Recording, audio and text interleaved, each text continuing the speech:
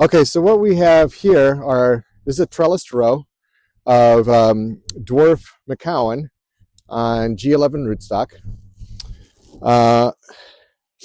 They are 17-ish years old. They produce every year.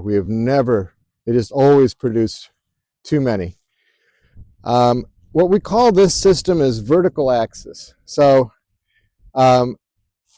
they've reached a height of 10 to 12 foot. And they're a little too close together. These are on 6-foot centers. I wish they'd been on 8-foot centers between trees. The row middles are 16 foot between rows.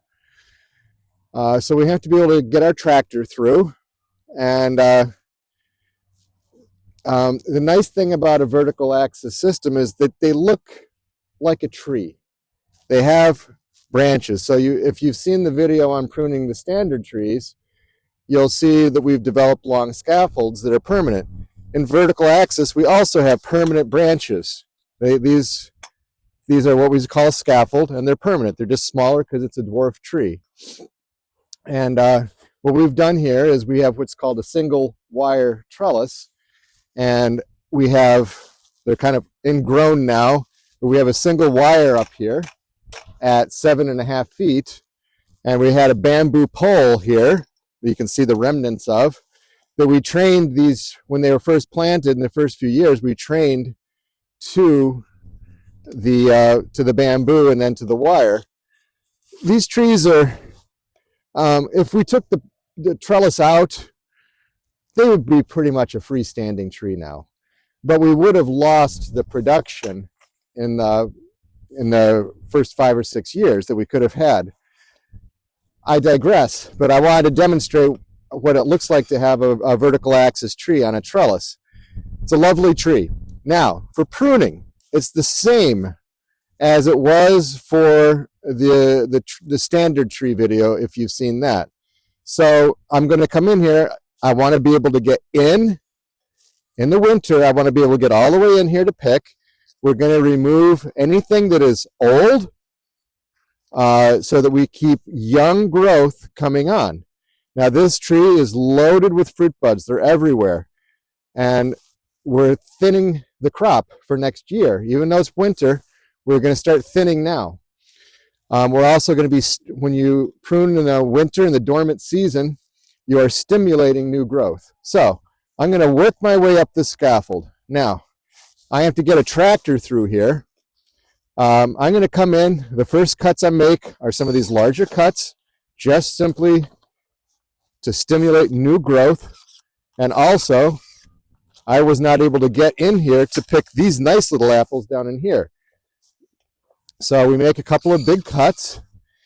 I'm a little confused about this one. I'm afraid this is really my scaffold. I'm going to take this big one out. Should have come out a couple years ago. Still loads of fruit buds in here. This is my scaffold system. Is coming up this way. This was cut. It shouldn't have been. It was for scion wood, so we took that. Now, I'm left with a branch that has young growth, lots of fruit on it, and that branch is done. I'm going to move over to here. Now, sometimes, because these trees were planted too close together, the branches get a little intermingled. I have to kind of make a decision as to which branch gets to be longer. That's just common sense. So long as you can get in and pick the fruit, that is what matters. I'm going to take this big one off here, stimulate new growth, taking off some of the weaker growths. This here is a long, fairly weak branch. So I'm going to,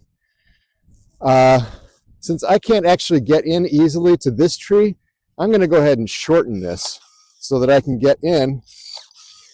Now what I'm doing is taking off older growth to stimulate. You can see where I made a cut last year, and I got 2 nice little shoots that came out of it. Same thing's going to happen now. I just made a inch diameter cut. We're going to get a little bit of growth that comes out, keeping this scaffold small.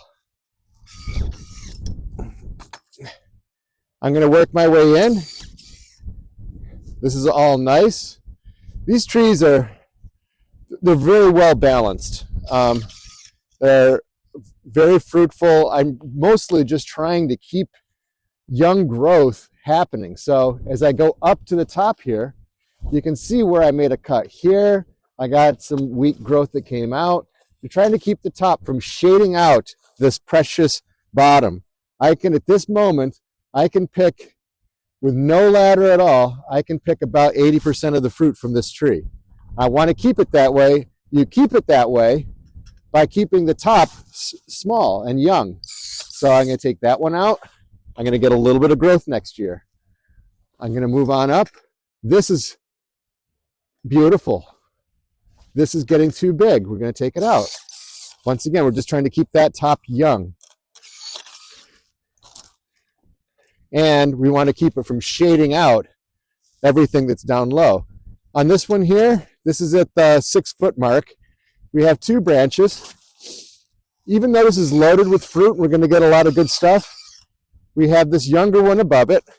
We want this area down here to be fruitful, all of this fruitful.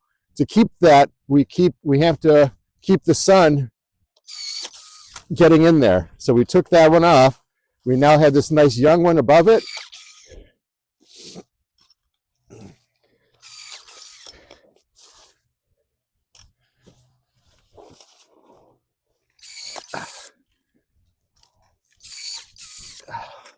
I'm just removing too vigorous of growth at the top. And the cuts I made last year, you can see where that one replaced this big cut. So we're going to keep that kind of Christmas tree look, kind of a triangle.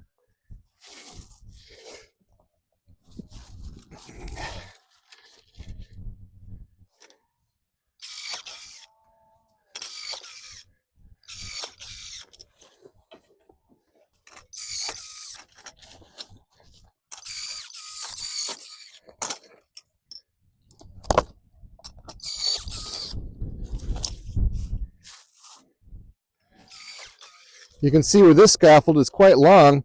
It's encroached all the way past its neighbor. But so what? It's not doing any harm.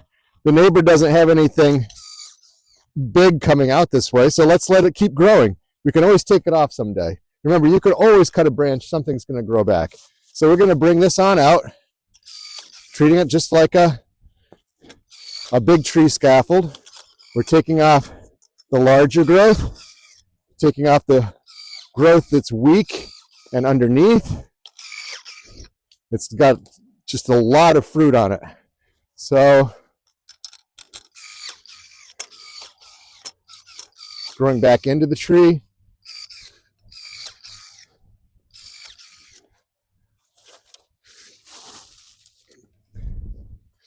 That's it. So we now have, well, there's a branch or two on that side, but we're just going to call this done on this side. So it's opened it all up. Sunlight's coming in all directions. I can get in here, pick these apples that are inside the tree, so it's compact. And we took off enough old wood to have fresh new wood growing for next season. And that's a vertical axe tree.